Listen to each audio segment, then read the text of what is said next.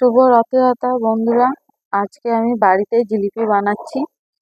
দেখুন কি কি রেসিপি লাগছে। ময়দাটা আমি অনেকক্ষণ ভিজিয়ে রেখেছি, তবে জিলিপিটা একটু ভালো হয়।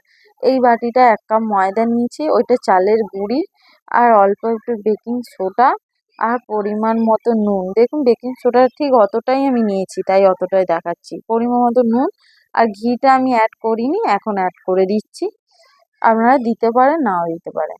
চাল গুঁড়ি অতটাই আমি দিয়েছি, আর চিনি রস বানানোর জন্য অতটা চিনি লাগবে। আর রস যেহেতু আমি আগের দিন মালপোয়া বানিয়েছিলাম, সেই রস ছিল, তাই আমি ওতে একটু ফুড কালার দিয়ে দেবো। দেখুন আমি প্লাস্টিকটা এতে করব, আমি বোতল দিয়ে করিনি, প্লাস্টিকটা দিয়ে করব। দেখুন সামান্য একটুখানি কেটে নেবেন, বেশি কাটবেন না, তাহলে মোটা মোটা হয়ে বেরোবে। অল্প একটুখানি কাটবেন, দেখুন ভালো করে ফাটিয়ে নিতে হবে। আর ওইদিকে রসের মধ্যে যেহেতু ফুড কালার দেওয়া ছিল না, আমি সামান্য একটু দিয়ে দিচ্ছি, যাতে জিলিপির রংটা লাল হয়। এই দেখুন এবার দিয়ে দিচ্ছি, উষ্ণ গরমে দিয়ে দিচ্ছি। দেখুন কত সুন্দর রসটা হয়েছে।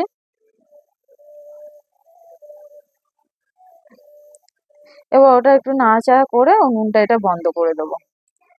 দেখুন তেলটা কিন্তু একটু হাই ফ্লেমেতে থাকবে, যেহেতু জিলিপি একটু মানে হিট না হলে গায়ে গায়ে জিলিপিটা জড়িয়ে যাবে। এই যেমন প্লাস্টিকটার মধ্যে এবার আমি ভরে নেবো। তেলটা এদিকে ওই গরম হচ্ছে, এবং আমি প্লাস্টিকটার মধ্যে ভরে নিচ্ছি। অল্প একটু সামান্য আমি কাঁচি দিয়ে কেটে নেবো। দেখুন প্রথমটা আমার খুব বেশি বড় কাটা হয়ে গেছিলো, তাই মোটা মোটা হচ্ছিল। এবং সামান্য একটুখানি আমি কেটে নিচ্ছি। আপনারা কেক মানে কিভাবে করেন যদি আমাকে বলেন খুব ভালো হয়। দেখুন আমি এইভাবে নিয়ে দিচ্ছি, জানি না আড়াই পেঁয়াজ হচ্ছে কিনা, কিন্তু মোটামুটি হচ্ছে। দেখুন কত সুন্দর হচ্ছে। আমি 3টে করে দেবো। দেখুন 3টে করে আমি দিচ্ছি। এইভাবে লাল লাল করে ভেজে নিতে হবে, একটু কড়া করে। দেখুন লাল লাল ভাজা হয়ে গেছে। এবার সঙ্গে সঙ্গে কিন্তু গরম রসের মধ্যে দিয়ে দিতে হবে, নাহলে রসটা ভালোভাবে ঢুকবে না। দেখুন এইভাবে উল্টে পাল্টে রসটা চেপে চেপে নিয়েছি। আমি ফুটো কাশিটার মধ্যে রেখে দিচ্ছি। দেখুন আবার ভাজছি। দেখুন কত সুন্দর দিচ্ছি, জানি না আপনাদের কেমন লাগবে। এই দেখুন